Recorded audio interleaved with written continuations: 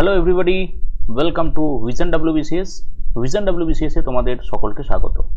আজকে WBCS 2024 prelims special ক্লাসে আমরা আলোচনা করব ভারতের ভূগোলের অন্যতম গুরুত্বপূর্ণ একটি চ্যাপ্টার, সয়েল অফ ইন্ডিয়া, ভারতের মৃত্তিকা। বিগত বছরের প্রশ্নের নিরিখে যদি দেখা যায়, বেশ কিছু সংখ্যক প্রশ্ন কিন্তু এই জায়গা থেকে প্রত্যেক বছর জিজ্ঞাসা করে, বেশ কিছু সংখ্যক প্রশ্ন। আমরা আজকের এই ক্লাসটাকে রিভিশন মোডে ঠিক এই রকমভাবে করব। ইনিশিয়ালি আমরা দেখব যে এই যে মাটি কি, কিভাবে তৈরি হয় ইত্যাদি বিষয়, এবং তারপর ডাইরেক্টলি আমরা ভারতবর্ষের মাটির যে ক্লাসিফিকেশন, অর্থাৎ কোন কোন ধরনের মাটি দেখা যায়, কোথায় দেখা যায়, এই যে ক্লাসিফিকেশন, এই সম্পর্কে আলোচনা করব। কারণ বিগত বছরে দেখা গেছে ম্যাক্সিমাম প্রশ্ন কিন্তু আসে এই ডিস্ট্রিবিউশন রিলেটেড। আচ্ছা, ফার্স্ট অফ অল আমি যেটা তোমাদের সামনে তুলে ধরবো যে মাটি কাকে বলে। না, বলা হচ্ছে যে soil is the upper layer of earth crust, অর্থাৎ আমাদের যে ভূত্বক রয়েছে এই ভূত্বকের আপার লেয়ার হিসাবে আমরা এটাকে পাই। একদম ঠিক কথা, ভূত্বকের আপার লেয়ার হিসাবে আমরা এটাকে পাচ্ছি। অর্থাৎ আমাদের এই যে পৃথিবীর তিনটে ভাগ রয়েছে, ভূত্বক, গুরুমণ্ডল এবং কেন্দ্রমণ্ডল, তার ওপরের অংশ হিসাবে, একদম ওপরের অংশ হিসাবে আমরা এটাকে পাচ্ছি। কিন্তু স্বাভাবিকভাবে মনে হতে পারে যে স্যার ওপরের অংশতে তো থাকে শিলা, তাহলে এই শিলা থেকে মৃত্তিকা কিভাবে তৈরি হয়, এটা একটা কোয়ারি থাকতে পারে। দেখো, স্বাভাবিকভাবে আমরা এই আপার লেয়ার হিসাবে, যেটাকে আর্থ ক্রাস্ট বলছি, এটার মূল কম্পোনেন্ট কি? এটার মূল কম্পোনেন্ট হচ্ছে রক্স। এটার মূল কম্পোনেন্ট হচ্ছে রক্স, এবং এই রক্স থেকে আবহবিকার প্রক্রিয়ার মাধ্যমে ধীরে ধীরে, আবহবিকার বা ওয়েদারিং প্রক্রিয়ার মাধ্যমে শিলা ভেঙে যায়, শিলা ভেঙে চুড়ে গিয়ে মৃত্তিকা তৈরি করে। এই প্রক্রিয়াকে আমরা ওয়েদারিং বলে থাকি। মৃত্তিকা তৈরির জন্য বেশ কতকগুলি নিয়ন্ত্রণকারী শক্তি রয়েছে, যেটাকে একটা ফর্মুলার মাধ্যমে উল্লেখ করা যেতে পারে। সেটাকে আমি উল্লেখ করছি, that is soil is the function of CL, O, R, P and T. Soil is the function of CL, O, R, P, T। এবং এই যে CL, O, R, P, T কথা আমি বললাম, তাহলে CL মানে হচ্ছে ক্লাইমেট। ক্লাইমেটের ক্ষেত্রে আমরা দুটো উপাদানের কথা বলতে পারি। একটা হচ্ছে কোনো জায়গার উষ্ণতার চরিত্র এবং সেই জায়গাতে বৃষ্টিপাত কেমন হচ্ছে, এইটার কথা আমরা উল্লেখ করতে পারি। ও মানে হচ্ছে অর্গ্যানিক ম্যাটার বা বায়োটিক এলিমেন্ট, যেগুলো জৈব পদার্থ কেমন আছে, হিউমাস মাটিতে কেমন আছে সেটা। আর মানে হচ্ছে রিলিফ বা ভূপ্রকৃতি, কোনো একটা পার্টিকুলার অঞ্চলের ভূপ্রকৃতিগত চরিত্র। পি মানে হচ্ছে প্যারেন্ট মেটেরিয়াল বা মাতৃশিলাস্তর, এবং টি মানে হচ্ছে আনডিস্টার্বড কন্ডিশনে কতটা সময় পাওয়া যাচ্ছে, তার উপর ভিত্তি করে মূলত মাটি তৈরি হয়। এই যে উপাদানগুলি রয়েছে, এই উপাদানগুলি আমি বলে দিলাম, এটা প্রত্যেকে খাতায় লিখে রাখবে, কারণ এখান থেকেও কিন্তু বিগত বছরে প্রশ্ন এসেছে যে কোন কোন উপাদান মৃত্তিকা তৈরির জন্য দায়ী। নিম্নলিখিত কোন কোন উপাদান মৃত্তিকা তৈরির জন্য দায়ী বা দায়ী নয়, এই জাতীয়। ভারতবর্ষের ক্ষেত্রে আমরা যদি মৃত্তিকার শ্রেণীবিভাজন করি, ভারতবর্ষের মৃত্তিকার শ্রেণীবিভাজন বিভিন্ন রিজিওনাল জিওগ্রাফার, বিভিন্ন সয়েল জিওগ্রাফার বিভিন্ন ভাগে ভাগ করে থাকে। যেমন এখানে তোমরা যেটা দেখতে পাচ্ছ যে মেজর সয়েল টাইপগুলিকে যেটা উল্লেখ করা আছে, টোটাল 10টা টাইপের সয়েল কিন্তু এখানে উল্লেখ করা আছে। মনে রাখতে হবে, আমরা পড়ব কেবলমাত্র ICAR এর কথা। Indian council of agricultural research ভারতের মাটিকে মোট 8টি ভাগে ভাগ করেছে, এবং এই 8টি ভাগের মধ্যে alluvial soil, red soil, black regur soil, arid বা desert soil, laterite soil, saline alkaline soil, peaty marshy soil, forest soil, এই সয়েল পর্যন্ত রয়েছে। এই সাব মাউন্টেন সয়েল এবং স্নোফিল্ড, এই ভাগটা কিন্তু ICAR এর যে ক্লাসিফিকেশন রয়েছে, এই ICAR এর ক্লাসিফিকেশনে নেই। আমাদেরকে মাথায় রাখতে হবে ভারত সরকারের যে Indian council of agricultural research, তার পার্থক্যের ভিত্তিতেই আমরা পড়ব। আমি তোমাদের সামনে মোটামুটি মেজর যে সয়েলসগুলি রয়েছে তাদের অবস্থানগুলি তুলে ধরব।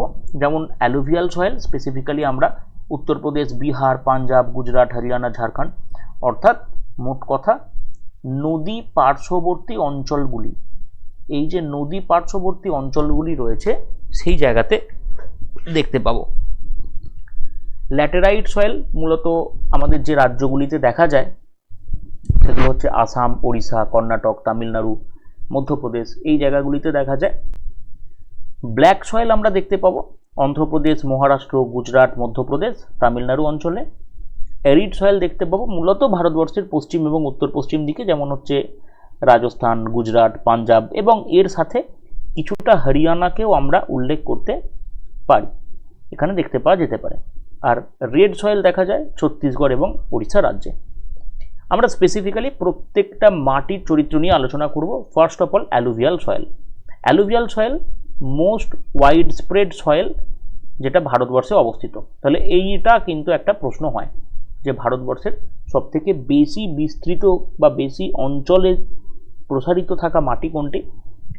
সেটি হচ্ছে অ্যালুভিয়াল সয়েল। মূলত আমাদের যে নর্দার্ন রিজন, ইন্ডিয়ার নর্দার্ন রিজন, এটা স্পেসিফিক্যালি দেখা যায় কোথায়? নর্দার্ন রিজন আমরা দেখতে পাবো যেখানে রিভারের সেডিমেন্টেশন বেশি হয়।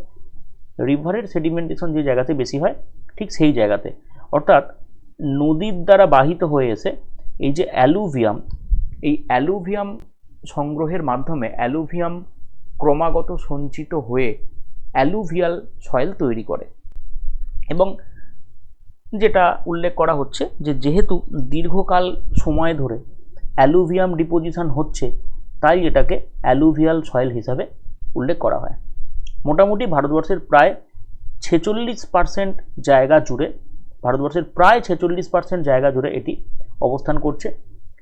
ইন্দো গঙ্গা ব্রহ্মপুত্র অঞ্চল, হোল নর্দার্ন প্লেনে আমরা এটা স্পেসিফিক্যালি দেখতে পাবো। অর্থাৎ কোন জায়গাটা এটা দেখা যাবে, আমরা যদি একটু ম্যাপ দেখি তাহলে এটা সহজেই বুঝতে পারবো। আমি একটু ম্যাপটা এঁকে নেব।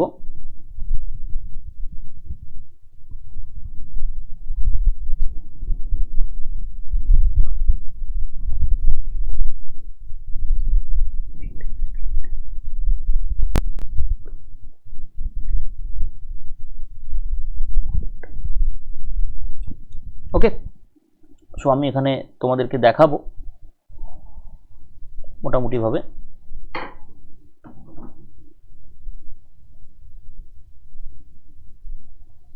যে কোন জায়গাটাতে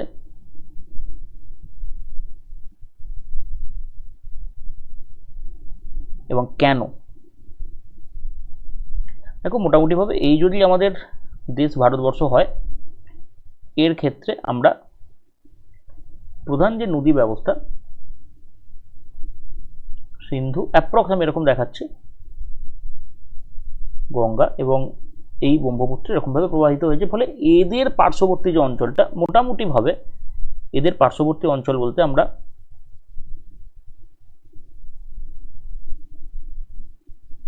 এই এই পুরো অঞ্চলটা অ্যাপ্রক্সিমেট এই জায়গাটা বা কোস্টাল অঞ্চলেতে রয়েছে, এই জায়গাটাতে দেখতে পাবো। মোটামুটিভাবে এটা আমরা বলতে পারি এই অঞ্চলটা জুড়ে, এই জায়গাটা জুড়ে আমরা এই ধরনের মাটি দেখতে পাবো। অ্যালুভিয়াল সয়েলকে মোটামুটি দুটো ক্যাটেগরিতে ভাগ করা যায়। দুটো ক্যাটেগরি, একটা হচ্ছে নিউ অ্যালুভিয়াল, অর্থাৎ যাকে আমরা খাদার বলে জানি, নিউ অ্যালুভিয়াল যাকে আমরা খাদার বলে জানি, অর্থাৎ যেটা বর্তমানে যে অংশ দিয়ে নদী প্রবাহিত হচ্ছে তার ঠিক পার্শ্ববর্তী অঞ্চলে অবস্থান করে। নিউ অ্যালুভিয়াল অর্থাৎ প্রত্যেক বছর এখানে ব্যাপক পরিমাণে বন্যা হয় এবং বিভিন্ন রকমের যে মিনারেলস সেটা অ্যাড অন হতে থাকে।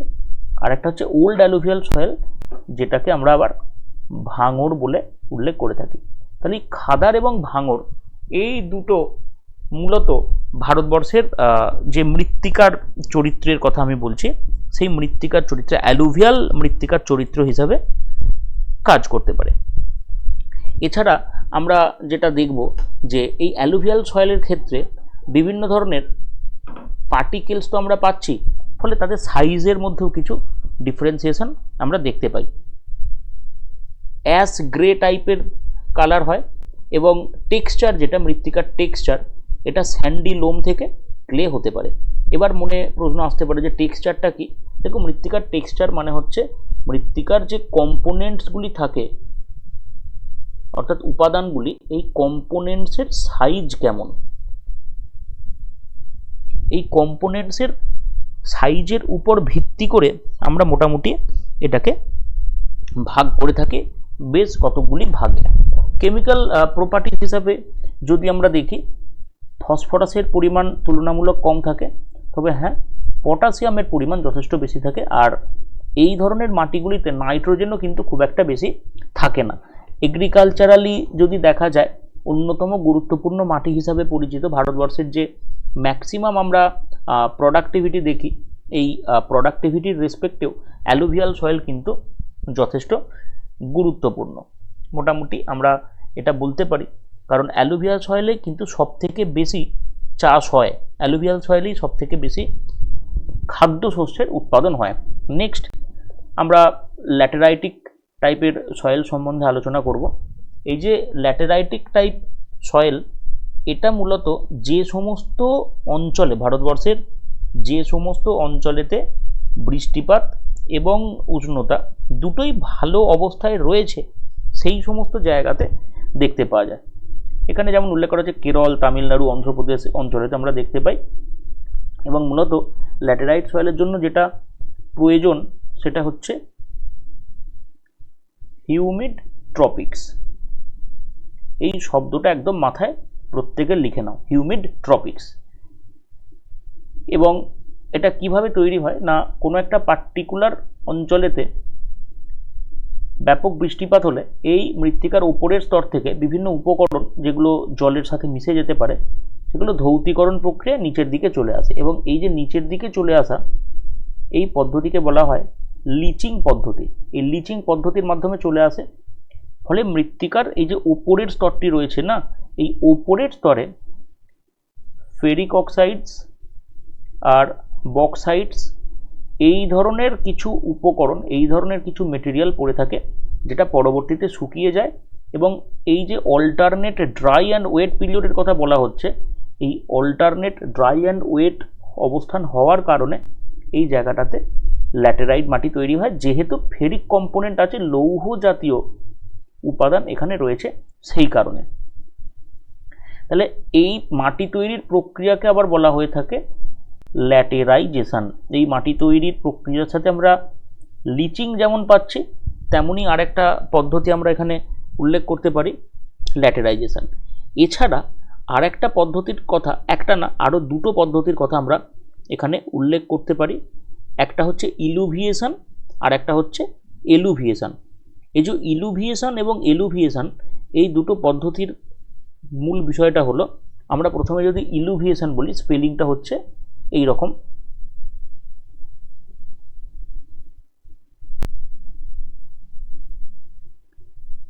এই হচ্ছে ইলুভিয়েশন। তো এক্ষেত্রে কি হয়, মাটির ওপরের স্তর থেকে ধুয়ে আসা কাদা, লোহা, অ্যালুমিনিয়াম, জৈব পদার্থ, হ্যাঁ, ইত্যাদি মাটির নিচের স্তরে সঞ্চিত হওয়ার যে প্রক্রিয়া, ঠিক আছে, যে স্তরে এসে সঞ্চিত হয় তাকে বলা হয় ইলুভিয়াল স্তর। মূলত মৃত্তিকার বি হরিজনে এটা সঞ্চিত হয়ে থাকে। আরেকটা আমি এখানে কথা বললাম, দ্যাট ইজ এলুভিয়েশন। এই এলুভিয়েশনের ক্ষেত্রে কি হবে, তাহলে এলুভিয়েশনের ক্ষেত্রে আমরা কি দেখতে পাবো, এলুভিয়েশনের ক্ষেত্রে আমরা দেখব যে ওপরের স্তর থেকে যে জিনিসপত্র ধুয়ে চলে আসছে। ইলুভিয়েশন মানে কি হচ্ছে, ইলুভিয়েশন মানে এখানে অ্যাকসেপ্ট করছে, ইলুভিয়েশন মানে হচ্ছে অ্যাকসেপ্ট করছে। আর যখন বেরিয়ে চলে আসছে, এই যে প্রক্রিয়াটা, এটাকে বলা হচ্ছে এলুভিয়েশন প্রক্রিয়া। বেরিয়ে আসার প্রক্রিয়াটাকে বলা হচ্ছে এলুভিয়েশন প্রক্রিয়া, ঠিক।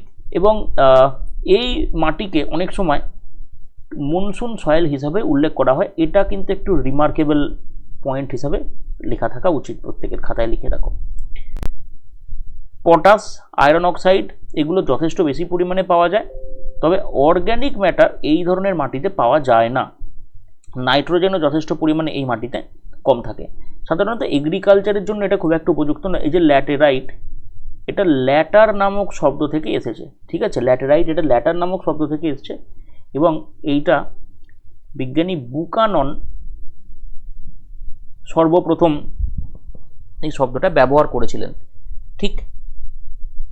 এটা মনে রাখবে, এখান থেকে জিজ্ঞাসা করে অনেক সময়। কাজু বাদাম বা কিছু টোবাকো এই মাটিতে চাষ হয়। এরপর আমরা পড়ব black soil.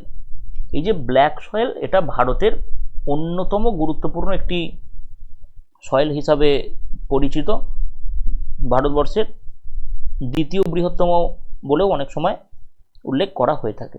Basically black soil আমরা দেখতে পাবো কোথায় না, যে জায়গাতে ব্যাসাল্ট শিলা ছিল। এই ব্যাসাল্ট শিলার আবহবিকারের প্রভাবে ব্যাসাল্ট শিলা থেকে ভেঙে গিয়ে ব্ল্যাক সয়েল সাধারণত তৈরি হয়।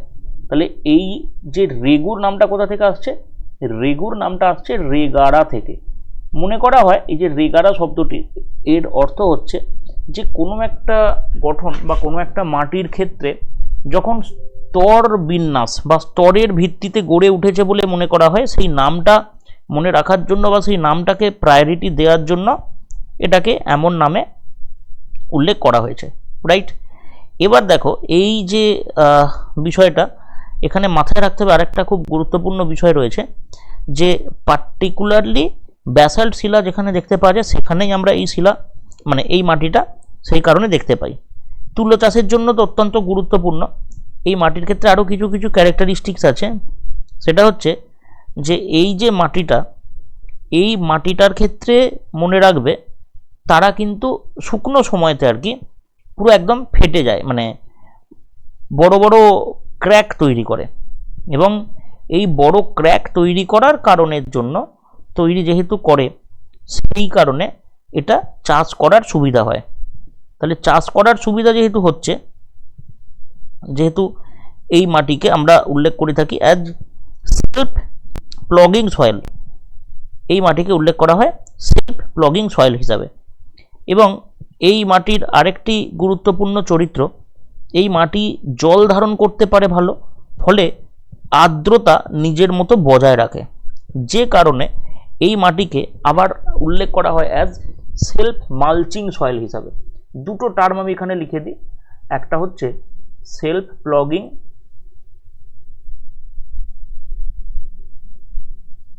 আর একটা হচ্ছে সেলফ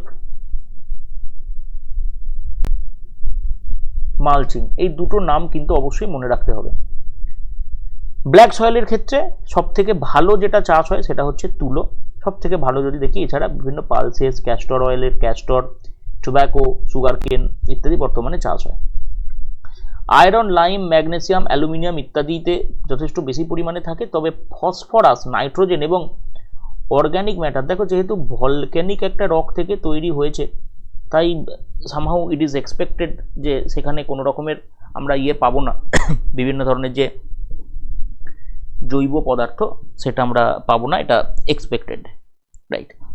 নেক্সট আমরা পরবর্তী মাটিতে যাব, এটা হচ্ছে অ্যারিড বা ডেজার্ট সয়েল। এই যে অ্যারিড বা ডেজার্ট সয়েল মূলত রাজস্থান এবং আমাদের যে পশ্চিম দিকের অংশ রয়েছে, এই পশ্চিম দিকের অংশতে আমরা স্পেসিফিক্যালি দেখতে পাবো। প্রায় ভারতবর্ষের 5% জায়গা জুড়ে দেখা যায়।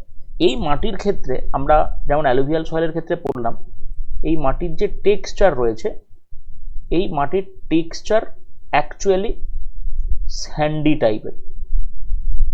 বলা হয় যে এই মাটির টেক্সচারে 95% বালুকণা সম্পন্ন, 95% বালুকণা সম্পন্ন আমরা পাচ্ছি। এবং এই মাটির অন্যতম গুরুত্বপূর্ণ একটা বিষয় হচ্ছে মাটির মধ্যে স্যালিনিটি যথেষ্ট বেশি পরিমাণে থাকে, লবণতা বেশি পরিমাণে থাকে এবং লেস প্রোডাক্টিভিটি, বন্ধা, ইনফার্টাইল সয়েল।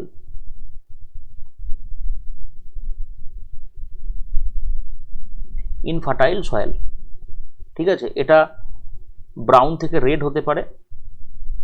মূলত এই মাটিতে লবণের কন্টেন্ট অত্যন্ত বেশি থাকে, সেই কারণেই স্যালাইন। এছাড়া ফসফেট ভালো পরিমাণে থাকলেও নাইট্রোজেন কিন্তু খুব কম পরিমাণে থাকে। এই মাটিতে আবার আমরা ক্যালসিয়াম কার্বনেট যুক্ত যে কাঁকর হয়, কাঙ্কার বা কাঁকর বলা হয়, সেটাকে যথেষ্ট বেশি পরিমাণে দেখতে পাওয়া যায়। এই মাটিতে চাষবাস খুব একটা ভালো তো ডেফিনেটলি হয় না, কিন্তু বর্তমানে ড্রাই ইরিগেশনের মাধ্যমে বা ড্রিপ ইরিগেশন টেকনোলজি বা যেটাকে আমরা ডেফিসিট ইরিগেশন সিস্টেম বলি, জল কন্টিনিউয়াস প্রসেসে দিয়ে কিন্তু অল্প পরিমাণে জল দিয়ে বেশ কিছু চাষের চেষ্টা করা হয়।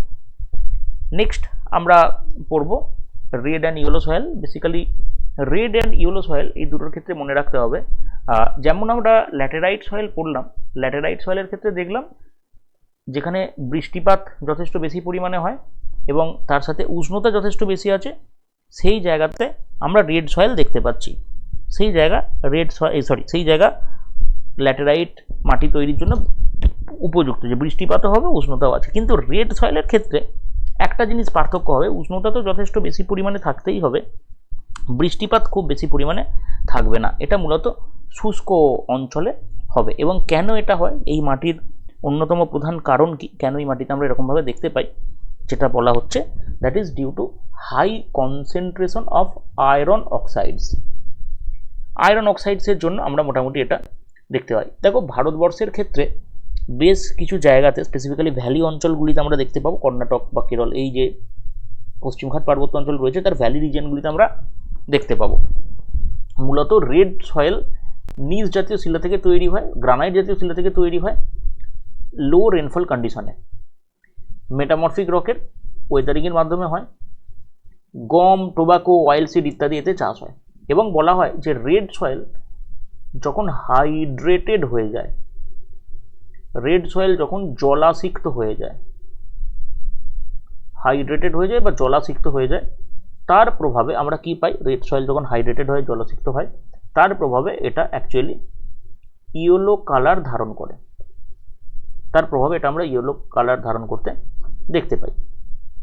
এই যে এখানে উল্লেখ করা হচ্ছে দ্যাট ডিউরিং মনসুন আর when the red soil is hydrated form then it appears in yellow colour. Okay, metamorphic এবং বিভিন্ন ক্রিস্টালাইন রকের কারণে আমরা এটা এই অবস্থা দেখতে পাই। এরপর আমরা স্যালাইন সয়েল বলবো, স্যালাইন অ্যালকালাইন সয়েল, কারণ যথেষ্ট বেশি পরিমাণে পটাশিয়াম, ম্যাগনেসিয়াম এবং সোডিয়াম থাকে, ইনফার্টাইল নেচারে দেখা যায়। মূলত এই সমস্ত অঞ্চলে লবণতার পরিমাণ, এই সমস্ত অঞ্চলেতে লবণতার পরিমাণ আমরা যথেষ্ট বেশি অবস্থায় দেখতে পাবো। ঠিক, সোডিয়ামের পরিমাণ যথেষ্ট বেশি থাকে, তবে হ্যাঁ নাইট্রোজেন এবং ক্যালসিয়াম জাতীয় উপকরণের পরিমাণ যথেষ্ট কম থাকে। এই যে স্যালাইন সয়েল, এটা কিন্তু কোনো কোনো জায়গায় মনে রাখতে হবে যে ওভার ইরিগেশনের কারণেও হয়ে থাকে। কোনো কোনো জায়গাতে এটা ওভার ইরিগেশন, যেমন পাঞ্জাব হরিয়ানা অঞ্চলে যদি আমরা দেখি, আমাদের সবুজ বিপ্লবের পর এই পাঞ্জাব হরিয়ানা অঞ্চলেতে প্রচুর পরিমাণে চাষবাস হয়েছে এবং এই চাষবাসে ম্যাক্সিমাম ক্ষেত্রে যেটা দেখা গেছে, হাই ইল্ডিং ভ্যারাইটিস যে সিডস রয়েছে, এই হাই ইল্ডিং ভ্যারাইটিস সিডস তারা কিন্তু প্রচুর পরিমাণে জল গ্রহণ করে, মানে তাদের প্রচুর পরিমাণে জলের চাহিদা, বলে দীর্ঘকাল সময় ধরে যদি সেটাকে চাষ করার জন্য ব্যবহার করা হয় সেই সমস্ত জমিতে কিন্তু এই প্রবলেমটা দেখা যায়। এবং এই জায়গাতে আমরা বিভিন্ন লিগুমিনাস ক্রপস উৎপাদনের জন্য কিন্তু জমিকে ব্যবহার করা যেতে পারে। সুন্দরবন অঞ্চলেতে আমরা এই ধরনের মাটি দেখতে পাই। Next peaty and marshy soil. এই পিটিয়ান মার্সি সয়েল মূলত যে সমস্ত অঞ্চলে স্যাঁতস্যাঁতে স্থান, সেই জায়গাতে দেখতে পাই প্রচুর পরিমাণে বৃষ্টিপাত হয় সেই জায়গাতে, এবং organic matter one of the most important factor of this soil. মানে পিটি সয়েল, এটা কোথাও কোথাও কারি সয়েল নামেও পরিচিত, তাতে অর্গানিক ম্যাটার এটা কিন্তু যথেষ্ট বেশি পরিমাণে থাকে। এই যে বিহার, ওয়েস্ট বেঙ্গল, মানে সুন্দরবন, তামিলনাড়ু, ওড়িশা, এবং সবথেকে ভালো উল্লেখ করা যেতে পারে কেরলের যে লো ল্যান্ড রয়েছে,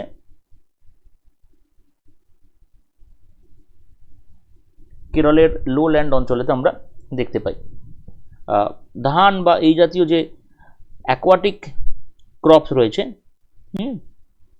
এই জাতীয় অ্যাকোয়াটিক ক্রপসগুলোকে আমরা এই জায়গাতে দেখতে পাই। ওকে,